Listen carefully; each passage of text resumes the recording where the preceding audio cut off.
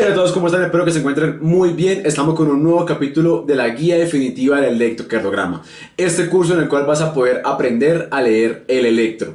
Ya estamos en el séptimo capítulo, las taquiarritmias. En el capítulo pasado hablamos de todo el tema de las bradiarritmias, cómo interpretar las alteraciones de la conducción. Por ende, hoy nos compete hablar de las taquiarritmias. Recuerda que ya hemos hablado de qué es el EKG, cómo interpretar un EKG normal, el crecimiento de hipertrofias, los bloqueos tanto de rama, fasciculares, cómo interpretar la isquemia de enfermedad coronaria y por último hemos hablado también de contracciones prematuras y bradiarritmias como lo fueron en los bloqueos auriculoventriculares. Esta vez hablemos de las taquiarritmias. Las taquiarritmias pueden dividirse en dos grandes grupos, aquellas que son supraventriculares, o sea, originadas por encima de los ventrículos a nivel auricular, que se verán con un QRS estrecho menor de 120 milisegundos. Y también podemos encontrar las taquiarritmias, que son las ventriculares originadas en los ventrículos y que se verán con un QRS ancho mayor de 120 milisegundos. Empecemos hablando de las taquiarritmias supraventriculares, que para temas más prácticos se tiene que dividir en cómo esté el RR. ¿El RR está regular o el RR está irregular? En los pacientes que presenten QRS estrecho con frecuencias cardíacas mayores de 100 latidos por minuto y un RR regular, pensemos en estas patologías.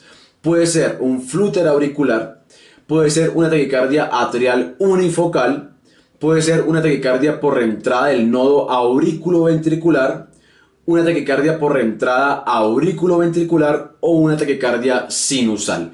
Estas tres, la taquicardia atrial unifocal, la taquicardia por reentrada del nodo auriculoventricular y la taquicardia por reentrada auriculoventricular, son las que se consideran taquicardias supraventriculares paroxísticas. Muchas veces pueden encontrarse que este término se usa indiscriminadamente, pero hay que tener en cuenta que estas tres taquiarritmias van a ser diferentes y la etiología también puede llegar a ser diferente. Y por el otro lado, en el caso que encontremos un RR que sea irregular, encontraremos la famosa fibrilación auricular, el flúter auricular con conducción variable y la taquicardia atrial multifocal. Así que empecemos hablando de las taquicardias supraventriculares con RR irregular. Tenemos la famosa fibrilación auricular.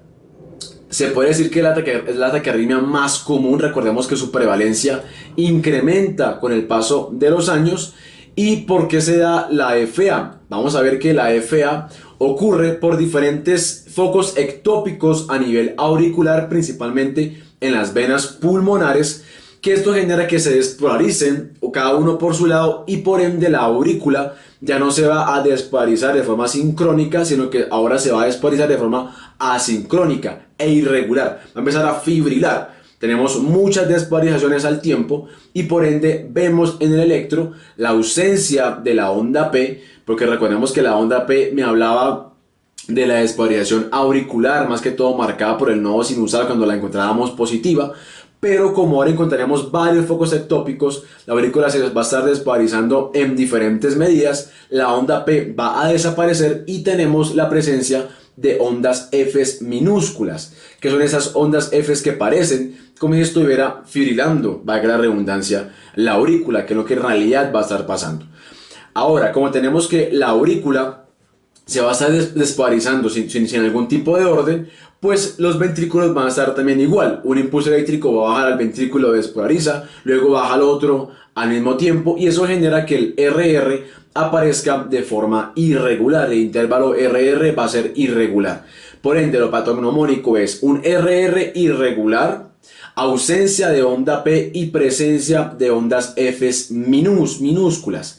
Y la frecuencia cardíaca puede variar. Recordemos que lo normal es una frecuencia cardíaca mayor de 160 en estos pacientes aproximadamente, que es lo que se conoce como una respuesta ventricular rápida. Aquel paciente con fibrilación auricular y que tenga frecuencias cardíacas mayores de 100 latidos por minuto. Una respuesta ventricular controlada es aquel paciente que presenta una fibrilación auricular, pero con frecuencias cardíacas entre 60 y 100 latidos por minuto. Y la respuesta ventricular lenta es el paciente que presente fibrilación auricular, pero con frecuencias cardíacas menor de 60 latidos por minuto.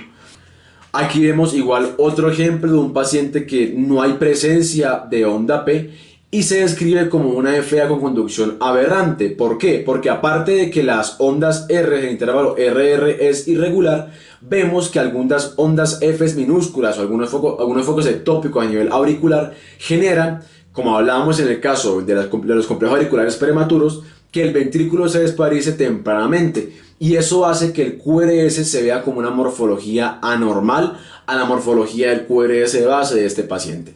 Y esto es lo que se describe como una FA con conducción variable, cuando este impulso eléctrico llega justamente en el periodo refractario relativo y se despolariza anormalmente los ventrículos, toman una morfología a veces inclusive un QRS ancho o cambian su polaridad y aparece esta conducción aberrante en la FA.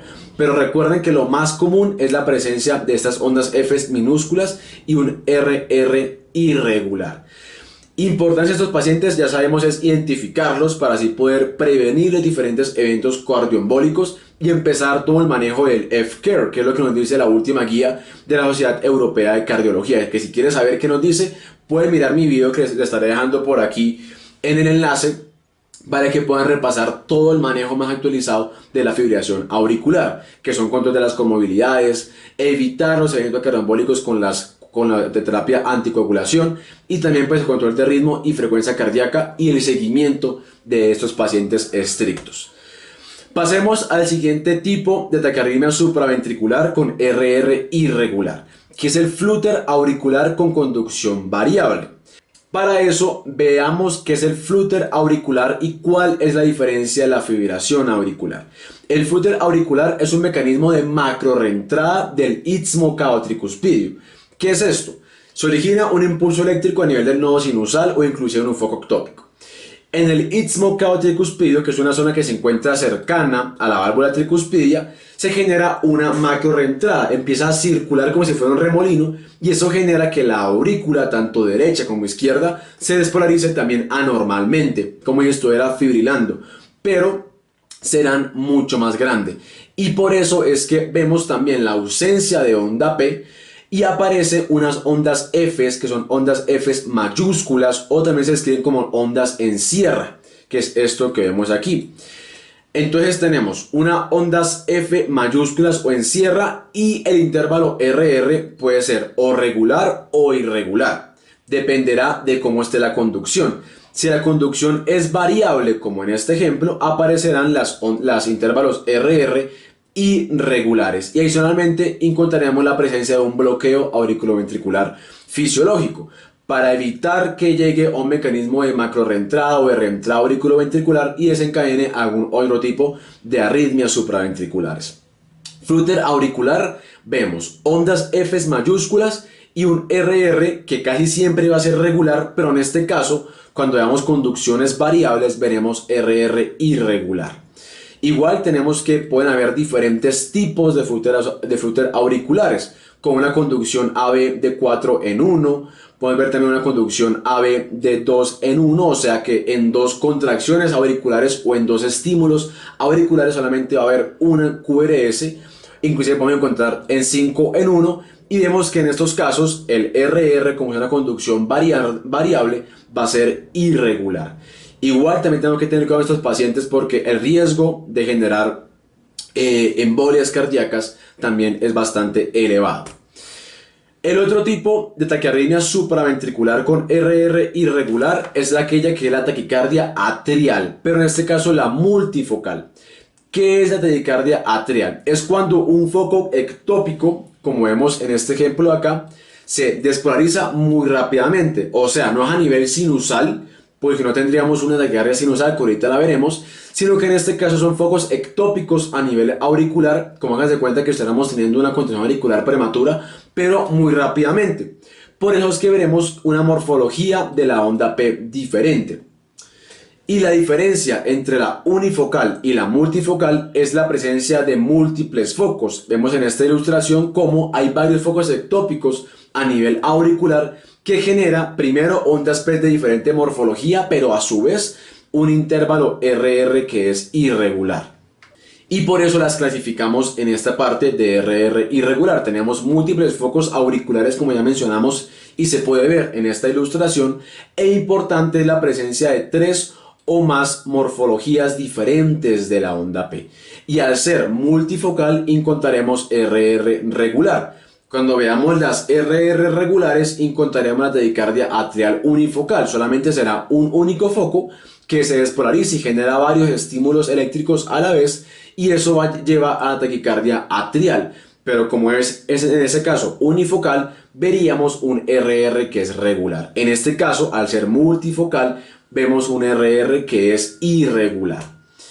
Aquí también tenemos otro ejemplo. Vemos un paciente que tiene ondas P de diferente morfología, algunas inclusive son negativas. Vemos esta de acá. E encontramos intervalos RR también que son irregulares. Estamos frente a un paciente que tiene una taquicardia atrial multifocal. Ya mencionamos las taquicardias supraventriculares con RR irregular, que son las 3 que hay que tenerlas muy en cuenta. Ahora hablemos de las taquicardias supraventriculares, pero con RR regular, que recordemos cuáles son: el flúter auricular, en este caso con conducción única. Tenemos la taquicardia atrial unifocal, que ya hemos mencionado algo de estas, e encontramos la taquicardia por reentrada del nodo auriculoventricular, la taquicardia por reentrada auriculoventricular y la taquicardia sinusal. Igual repasemos nuevamente el flúter. Ya mencionamos que es un mecanismo de macro reentrada que se origina en el istmo cabo-tricuspidio. Eso hace que las aurículas se despolaricen asincrónicamente con los ventrículos y aparecen las ondas Fs mayúsculas o ondas Fs en sierra. En este caso, al ser un flúter auricular normal, pues encontraremos un intervalo RR que es regular en estos casos. Si lo viéramos con RR irregular, ya sabemos que es un flúter auricular con conducción variable. Y si viéramos la presencia de ondas Fs minúsculas con un RR irregular, estaremos frente a una fibrilación auricular. Hablemos ahora de este grupo de taquiarritmias que son las taquiarritmias supraventriculares paroxísticas. En este caso tenemos la taquicardia por entrada del nodo auriculoventricular. Esto último es importante, ya que en este caso el mecanismo de la taquiarritmia va a estar centrado en el nodo auriculoventricular. Para ello hagámosle un zoom al nodo auriculoventricular y veamos que el nodo AB tiene dos vías. Una vía que es una vía rápida en la cual va a descender la mayoría de impulso eléctrico que baje de las aurículas. Este, pues como su nombre lo indica, conduce rápidamente. Y el periodo refractario es lento, o sea, el periodo en el cual el ventrículo no se puede despolarizar va a ser mayor. En cambio tenemos una vía que es la vía lenta, que es la que va a bajar por acá, es más tortuosa. Por ende, esta vía va a conducir más despacio. Y en este caso el periodo refractario será mucho más rápido. ¿Cuál es la función de esto? Que un impulso eléctrico sinusal descienda por la vía rápida, despolarice los ventrículos, y si llega a ocurrir un complejo auricular prematuro, este llegue a bajar, no puede bajar por la vía rápida porque se encuentra en su periodo refractario, pero por la vía lenta sí puede irse, ya que es más fácil que se despolarice, pero al ser más lenta, justamente llegan y coinciden ambas vías y genera que se forme un impulso o una contracción ventricular normal. ¿Qué pasaría si hay varios focos ectópicos a nivel auricular?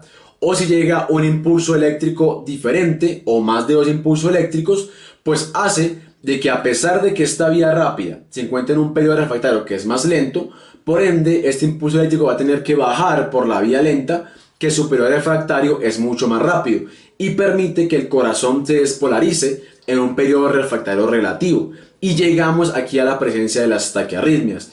Y ahora todo eso genera que se produzca una reentrada en este nodo auriculoventricular y produzca frecuencias cardíacas muy altas, mayor de 160 inclusive latidos por minuto.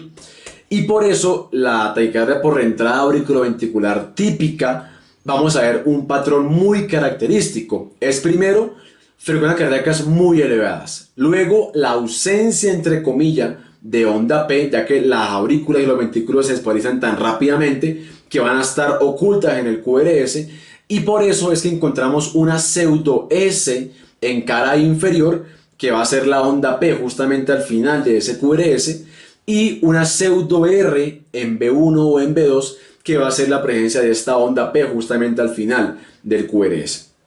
La taquicardia por reentrada auriculoventricular típica, vemos frecuencias cardíacas muy elevadas y una pseudo S en cada inferior y una pseudo R en B1, que es la onda P, que está oculta en el QRS.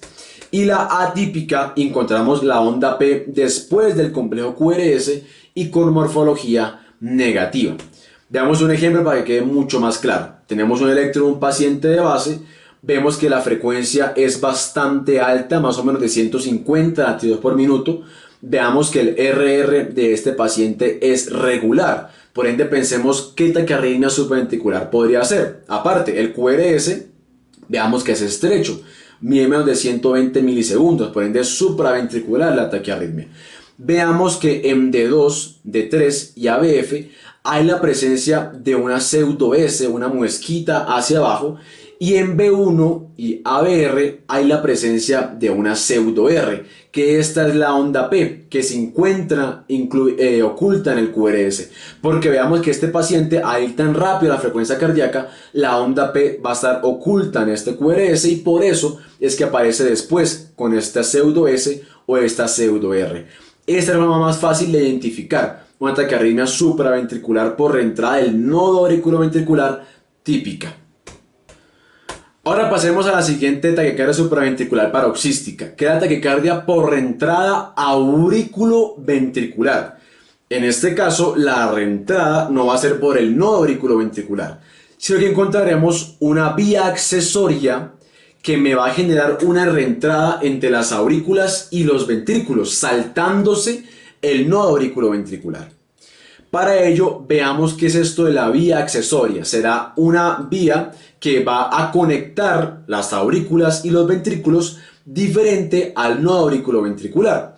Y ahora, los pacientes pueden tener vías accesorias, como es el caso del Wolff-Parkinson-White, que ahorita hablaremos específicamente de síndrome de preexcitación, sin ningún problema, como vemos en este ejemplo. Vemos que el impulso eléctrico desciende por el nodo auriculoventricular, pero también va a descender por la vía accesoria, y esto genera el intervalo PR corto, la onda delta y el famoso Wolff-Parkinson-White. Pero si por algún motivo en el ventrículo ocurre una contracción ventricular prematura, o sea, un impulso anómalo que os origina a nivel ventricular, va a generar que ahora por esta vía accesoria ascienda el impulso eléctrico y llegue a las aurículas y empiece un proceso, ahora un círculo que se origina del ventrículo, asciende la aurícula por la vía accesoria y desciende por el nodo auriculoventricular. Y es allí donde tenemos la reentrada auriculoventricular, que puede ser de dos tipos: una reentrada que sea ortodrómica, como es este ejemplo del complejo ventricular prematuro que se origina a nivel ventricular. El impulso eléctrico va a ascender por la vía accesoria, despolariza las aurículas y luego desciende por el nodo auriculoventricular. Este es el caso que es ortodrómico, del ventrículo a las aurículas, y se va a graficar como un complejo QRS que es estrecho, menor de 120 milisegundos, pero como decíamos que el impulso eléctrico se origina en los ventrículos y luego asciende a las aurículas, la onda P va a verse después del QRS y con morfología negativa, porque vemos que el vector se va a estar alejando de la cara inferior. Esto es lo característico de la taquicardia por reentrada auriculoventricular ortodrómica.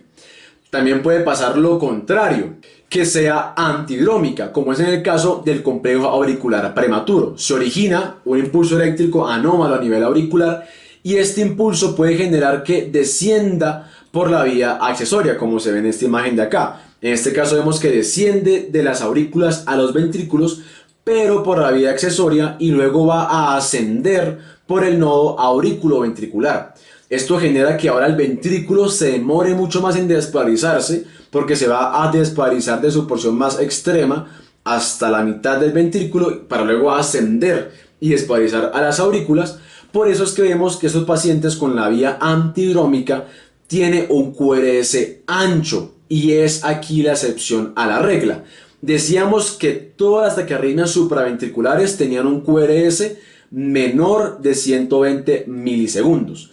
Pero el paciente que presente una taquicardia por entrada auriculoventricular por vía antidrómica, o sea de las aurículas a los ventrículos, presentará un QRS mayor de 120 milisegundos, o sea un QRS que es ancho. Y vemos que también la onda P va a graficarse de forma negativa. Recordemos que lo más común de estas taquiarritmias supraventriculares por entrada auriculoventricular es la ortodrómica, así que tengámosla muy presente. QRS estrecho y onda P después del QRS con morfología negativa. Recuerden también diferenciarla muy bien de la reentrada del nodo auriculoventricular, que es la que tenemos acá, que es una reentrada del nodo auriculoventricular, a la que ocurre por la reentrada debido a la vía accesoria entre la aurícula y los ventrículos. Aquí vemos igual un ejemplo, vemos que este paciente, como les mencionaba, tiene una vía accesoria, como es este ejemplo que tenemos acá, por eso se presenta el Wolff-Parkinson-White, que es un intervalo PR corto, la onda delta, luego ocurre un complejo ventricular prematuro, y eso genera que ahora el impulso eléctrico ascienda por esta vía accesoria, despolarice las aurículas, luego baje a los ventrículos y se grafica, como tenemos acá, el QRS estrecho y la presencia de la onda P negativa después de este QRS. Veamos este otro ejemplo. Este paciente en D2, D3 y ABF tiene la presencia de una onda P negativa. Muy posiblemente tenía de base una vía accesoria, un síndrome de preexcitación, y debido a un estímulo eléctrico anómalo va a generar una reentrada auriculoventricular de forma ortodrómica de los ventrículos a las aurículas. Y ahora que estamos con este concepto de las vías accesorias, hablemos del síndrome de preexcitación. Su nombre lo dice todo. El corazón se va a excitar antes de lo normal. ¿Y por qué pasa esto? Por la vía accesoria, que no es más ni menos que un tracto de derivación aurículo-ventricular. Tenemos varios, el más común es el haz de Kent, que es el que me presenta o ocurre en el caso del Wolff-Parkinson-White. También encontramos el haz de James, que lo encontramos en el Long Island-Levine, que ahorita me haremos un ejemplo, o encontramos el haz de Mahayan. Pero bueno, ¿qué es lo que pasa con ese tracto de derivación? Hagan de cuenta como si en este caso la vía eléctrica, tanto la normal y la accesoria, sea como si estuviéramos en una carretera, a una autopista. Por el nodo auriculoventricular, que es la vía acceso, que es la vía fisiológica, hay mucho trancón. Me demoro mucho en llegar a los ventrículos, a mi destino.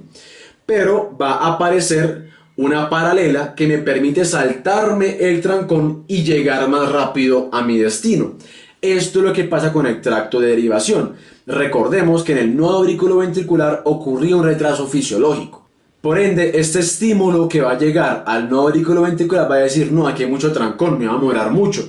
Mejor me va a ir mucho más rápido por la vía accesoria y así despolarizo mucho antes a los ventrículos. Y aquí aparece el síndrome de preexcitación, que el más común de todos, el que todos alguna vez hemos escuchado, es el síndrome de Wolff-Parkinson-White, que es ni más ni menos que una vía accesoria, un tracto de derivación que se denomina el haz de Kent, que comunica las aurículas con los ventrículos y permite que este estímulo eléctrico se salte el retraso fisiológico, y por eso el intervalo PR va a estar más corto, va a durar menos de 120 milisegundos, o sea menos de 3 cuadritos, y aparece esta onda delta, que también es lo patognomónico. ¿Por qué aparece la onda delta? Porque vean que si el impulso eléctrico desciende por la porción más lateral del ventrículo, este ventrículo se va a despolarizar de una forma diferente a la normal, se demora un poquito más, y eso hace que aparezca una onda delta y un QRS ancho. Y por eso entendemos la triada del Wolff-Parkinson-White, que es un intervalo PR corto debido a que se salta mediante el haz de Kent el retraso fisiológico, un QRS que es ancho por esta despolarización que va a ser anómala, ya ahora será del lado más lateral al lado más central, y la presencia de la onda delta, que es lo patognomónico de estos pacientes. Ahora tenemos que ese tracto de derivación se puede encontrar en diferentes lados de los ventrículos. Aquí colocamos el ejemplo de cuando el haz de Kent se encontraba en la porción más lateral del ventrículo izquierdo. pero este se puede encontrar en diferentes zonas. Como ya sabemos, este haz de Kent puede encontrarse en la pared lateral del ventrículo izquierdo, pero también puede encontrarse en la región más posterior de los ventrículos, en la pared libre del ventrículo derecho o en una derivación que es más anteroseptal. La más común es la de la pared lateral. Pero entonces, ¿qué pasa o cómo se ve esta onda delta según dónde se inserte el haz de Kent? Una forma fácil de identificarlo es que el vector del QRS, en este caso de la onda delta, apuntará o se va a alejar del área en el que primero se despolarice el ventrículo. Ejemplo, si tenemos que el haz de Kent en este caso se encontraba en la pared lateral del ventrículo izquierdo, pues como primero se despolariza esta zona, el vector se va a alejar de la pared lateral y se va a acercar a B1 y a B2 y a la cara inferior. Por eso la polaridad de este QRS será negativa en B6 o en cara lateral alta y será positiva en cara inferior, que es la que se va a estar acercando, o la última porción que se va a despolarizar. Veamos una por una. En el caso más común, que ya hemos hablado varias veces, de que se inserte el haz de Kent en la pared lateral del ventrículo izquierdo. Tenemos aquí el ejemplo, el haz de Kent, este tracto de derivación auriculoventricular. Vamos a ver que este vector de despolarización se va a alejar del ventrículo izquierdo y se va a acercar al ventrículo derecho. Esto hace que el QRS, como les mencionaba, específicamente la onda delta, sea negativa en derivaciones laterales altas como lo es B5, B6, D1 y ABL, y como se acerca a la cara inferior, sea una onda delta positiva en cara inferior o en B1 y en B2, que va a ser similar a una hipertrofia del ventrículo derecho, porque tenemos que vamos a ver ondas R altas en B1 y en B2, similar a un bloqueo de rama derecha debido a este QRS positivo en B1 y en B2. En el caso de que este haz de Kent se inserte en la región más posterior de los ventrículos, aquí tenemos que en esta imagen no se ilustra bien, pero ahora va a ir desde la parte más posterior del ventrículo hasta la región más anterior. Por eso es que la onda delta será positiva en derivaciones precordiales, porque como va de atrás hacia adelante se va a estar acercando a derivaciones precordiales, y será negativa en cara inferior, puede ser inclusive similar a un infarto inferoposterior. Aquí tenemos el ejemplo que acabamos de mencionar. Veamos la polaridad de la onda delta. Primero vemos que el intervalo PR es corto, mide menos de 120 milisegundos, y vemos la presencia de una onda delta con un QRS ancho. Ya aquí pensamos y sabemos que es un Wolff-Parkinson-White, síndrome de preexcitación debido a un haz de Kent.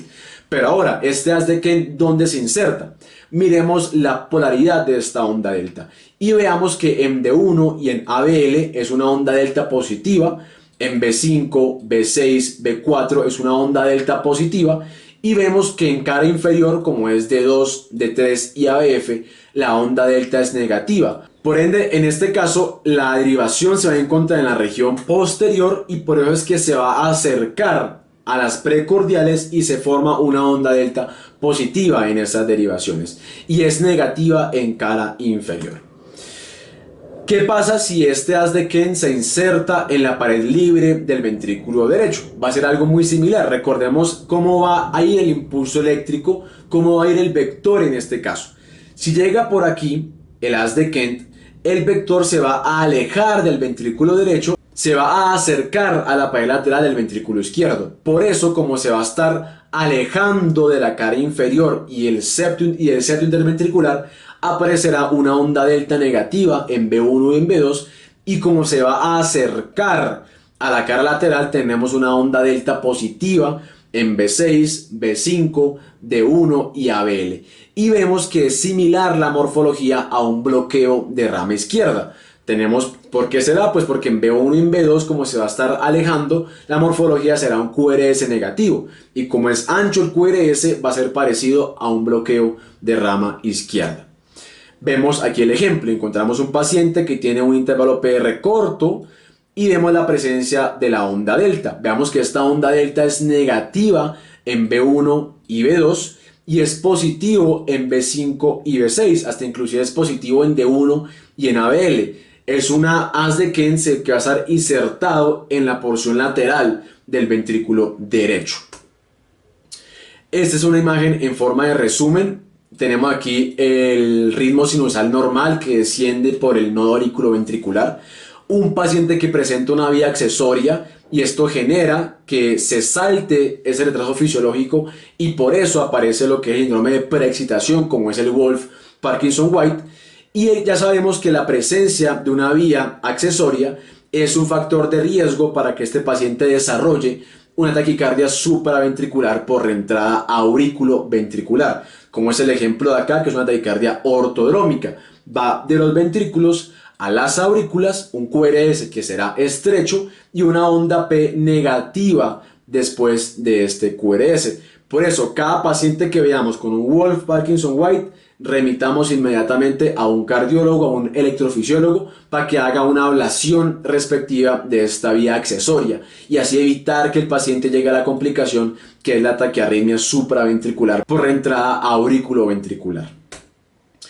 También, como les mencionaba, hay otros tipos de síndrome de preexcitación. Ya vimos el más común, que es el Wolff-Parkinson-White. Tenemos el Long-Gannon-Levine, que esto es muy raro, yo la verdad nunca lo he visto, pero se explica por el haz de James, el haz de James, que es cuando, en este caso, hay también un tracto que me conecta las aurículas y los ventrículos, pero esta vez llega y se inserta en la porción más inferior del nodo auriculoventricular. Por ende, en estos pacientes también se salta el retraso fisiológico, por eso hay presencia de un intervalo PR corto, pero vemos que en este caso los ventrículos sí se despolarizan normalmente, sí va a descender por el haz de His, y eso hace que no haya la presencia de la onda delta. En Long-Gannon-Levine tenemos un intervalo PR corto, pero sin onda delta, porque el haz hace que llegue directamente al haz de His y se despolarice los ventrículos sin ningún problema. Hablemos del último tipo de taquicardia supraventricular, que es la taquicardia sinusal, que es la más común, es la fisiológica, es una variante que es normal debido a la respiración, debido a la actividad física, al consumo de café, al estrés. Se incrementa la frecuencia cardíaca, pero será mediado por el nodo sinusal. Por ende, veremos la presencia de onda P seguido de un QRS con frecuencias cardíacas mayores de 100 latidos por minuto. Estos pacientes responden adecuadamente a las maniobras de Valsalva. Tenemos una conducción AB 1 a 1, o sea, por cada onda P hay un QRS e inclusive podemos llegar a ver un intervalo RP largo. Aquí vemos también otro ejemplo de un paciente con frecuencia cardíaca de 125 latidos por minuto. Hay una onda P positiva antes del QRS. Una taquicardia que es normal, a todos nos pasa. Importante es mencionar también en este caso la arritmia respiratoria. Recordemos que en el proceso de la inspiración, en la inspiración se aumenta el diámetro del tórax, por ende desciende la presión intratorácica, aumenta el retorno venoso, eso genera un incremento de la contractibilidad cardíaca y por ende el incremento de la frecuencia cardíaca. Durante la inspiración aumenta la frecuencia cardíaca y durante la expiración pues incrementa la presión intratorácica, disminuye el retorno venoso y por eso disminuye la frecuencia cardíaca. Así que una alteración, o pues cuando hay una inspiración y una expiración constante, se puede llegar a ver una arritmia respiratoria, que es algo normal, es muy común de ver en salas de anestesia y tampoco representa ningún problema. Un cuadro comparativo para terminar el apartado de las arritmias supraventriculares. Se pueden detener a leerlo sin ningún problema. Recuerda que el algoritmo de la AJA nos dice, un paciente que llegue con frecuencia cardíaca mayor de 150 latidos por minuto, vemos si está estable o está inestable. Si está estable, hacemos maniobra de Valsalva, que veamos que la taquicardia sinusal responde adecuadamente al Valsalva. Vemos que algunas otras no responden muy bien a Valsalva, pero si estuviera inestable, hacemos manejo con cardioversión o inclusive manejo con adenosina. Y hemos terminado las taquiarritmias supraventriculares. Ya hablamos cómo identificar cuando un QRS es estrecho, menor de 120 milisegundos. Ya hablamos todos los tipos y cómo identificarlos. Ahora hablemos al siguiente tipo, que es cuando encontramos un QRS mayor de 120 milisegundos, que son las taquiarritmias ventriculares. Son mucho más poquitas. Tenemos también este tema para que sea más fácil de comprender, según LRR. Si es un RR regular, estamos frente a una taquicardia ventricular monomórfica. Ya hemos hablado de ella en capítulos pasados, pero cuando el RR es irregular, podemos estar frente a una taquicardia ventricular polimórfica, una fibrilación ventricular o una taquicardia ventricular polimórfica con patrón helicoidal o la famosa torsión de punta. Así que vamos a ver una por una de ellas. Primero, en el caso del RR regular, la taquicardia ventricular. Ya mencionamos que esta se define como la presencia de 3 o más complejos ventriculares prematuros consecutivos con frecuencia cardíaca mayor a 100 latidos por minuto. Esta la podemos clasificar según la duración y según la apariencia. Según la duración puede ser no sostenida, aquella que dura menos de 30 segundos, o sostenida, aquella que dura más de 30 segundos. Y según la apariencia será como se ve, como es la morfología. Es monomórfica, como esta que tenemos acá, que todos los QRS son iguales, o será polimórfica, que es un QRS de una forma y otro de otra forma. En este caso, aquí tenemos un paciente que presenta 1, 2, 3, 4, 5 complejos ventriculares prematuros. O sea, aquí ya estamos frente a una taquicardia ventricular, en este caso no es sostenida. Pero en este paciente que tenemos acá, encontramos varios QRS anchos con frecuencias cardíacas bastante elevadas, así que es una taquicardia ventricular monomórfica. E importante es que estas van a tener una disociación aurículo-ventricular. ¿Qué es esto? Es lo que pasaba, por ejemplo, en el bloqueo auriculoventricular de tercer grado, que las aurículas van por su lado y los ventrículos van por su lado. Aquí vemos un ejemplo para que quede mucho más claro. Vemos un paciente que tiene QRS anchos, mayor de 120 milisegundos, frecuencias cardíacas bastante altas, más o menos de 150 latidos por minuto, y veamos que los QRS tienen morfología similar.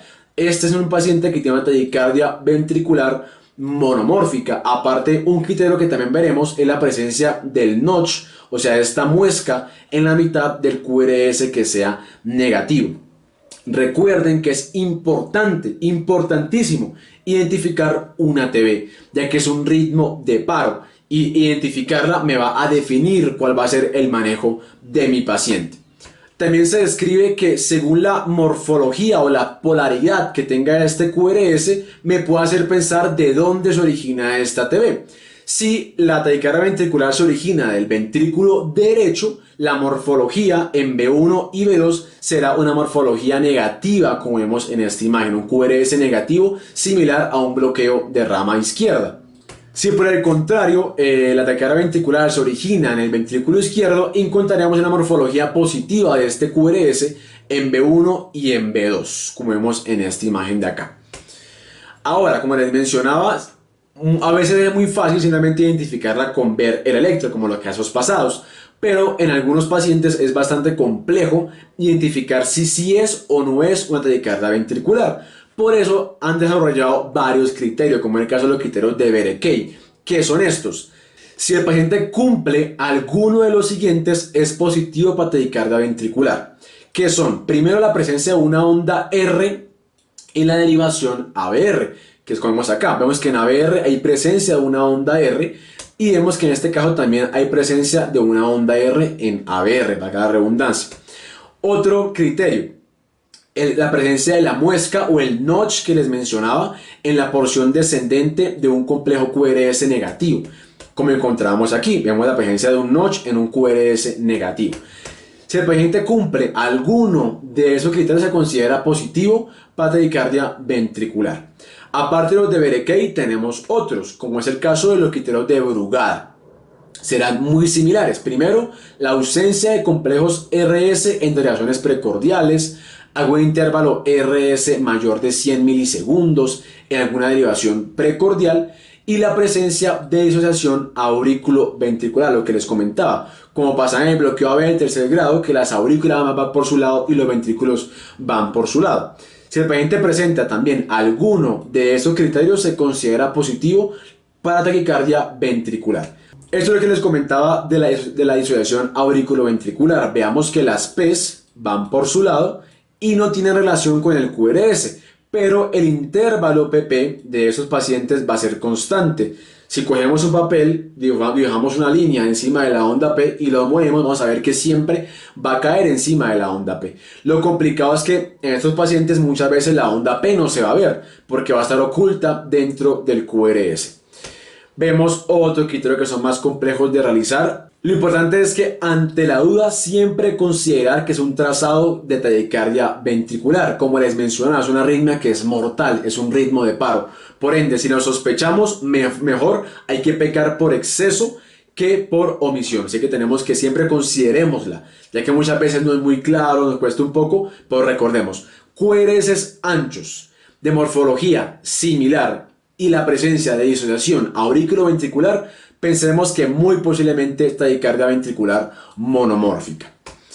Pasemos al caso del RR regular, que es la taquicardia ventricular polimórfica. Será exactamente igual, la diferencia es que en este caso los QRS tendrán morfologías diferentes.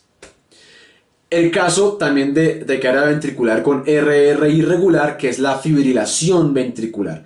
Será muy similar como lo pasaba con la fibrilación auricular, pero en este caso los ventrículos van a fibrilar, se van a despolarizar muy rápido.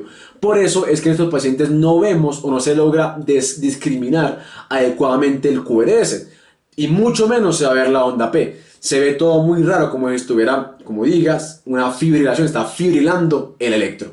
También es importante identificar la FB, ya que también es un ritmo de paro y el manejo dependerá si lo identificamos o no. Y por último, un tipo de taquicardia ventricular polomórfica que es la torsión de puntas o torsade points, que es un patrón helicoidal. Vemos que este paciente tiene QRS anchos, no hay presencia de onda P o hay una disociación auriculoventricular y veamos que el patrón de este electro es como si subiera y bajara, como si fuera una hélice. Inclusive se compara mucho con el logo de la banda Arctic Monkeys. Recuerda que este es muy fácil de identificar, es muy característico por esto y la importancia es su manejo. Recuerda también que las patologías que generan un prolongamiento de intervalo QT, como por ejemplo la hipomagnesemia, va a generar la complicación que es la torsión de puntas. Y el manejo de la torsión de puntas es con sulfato de magnesio. Solamente con esto el paciente puede revertir esta arritmia y salir del paro. Sin más, esto fue todo por el capítulo número 7 que hablamos de las taquiarritmias. Recuerda, supraventricular, un QRS ancho, ventricular, QRS estrecho. Y ten siempre en mente el cuadro de según el RR para que sea más fácil identificar la taquiarritmia cuando te muestren un electrocardiograma. Gracias por escuchar, nos vemos en el siguiente capítulo, el capítulo número 8, ya llegando a la recta final de este curso de la guía definitiva del electrocardiograma. Hablaremos específicamente de las alteraciones metabólicas y tóxicas en el electrocardiograma. Recuerda darle like, suscríbete, comenta si tienes algún tipo de duda, comparte y nos vemos en el siguiente capítulo.